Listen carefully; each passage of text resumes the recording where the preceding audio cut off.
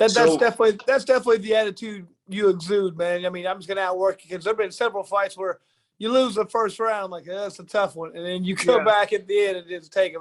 That's one thing I like. But real quick, I think that a lot of people don't give people like Keith Wisniewski and like Keith Palmer. Those guys were really good matchmakers as far as not really matchmakers the right word, but they would pick the right fights for someone like yourself to bring your career along the right way. Developing a fighter is something very difficult to do. A lot of people don't know how to do it. It's a skill. Throw people in randomly. It's a skill, and Keith Wisniewski is very good at that. Oh, he was great at it. I mean, I credit him all the time. I mean, back at what he did to me and how he brought up my career. I mean, I'm like, man, he really strung my career along and gave me the right matchups and pushed me when I needed to be pushed, but he didn't give me.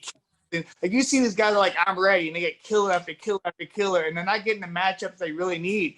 I mean, and to be in these big promotions, you don't need a bunch of killers, 2 or 3 killers, and then the rest of the guys can, a stylish matchup that makes sense for you. And Keith was very good at knowing that. You know what I mean?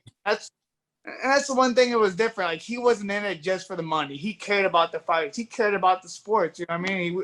He was a good friend of mine from the beginning, and he really – day one, you know what I mean? He watched after me, and I would have been where I am without him, and it was just like one of those things where I could say, hey, he actually took care of me, and I really appreciate it. Yeah, you know what's nice about that too is that a lot of guys say, all right, follow my path, and he didn't put you through the 50 fights he went through. No. He knew the way to do it real smart, and that's really what you say the love there,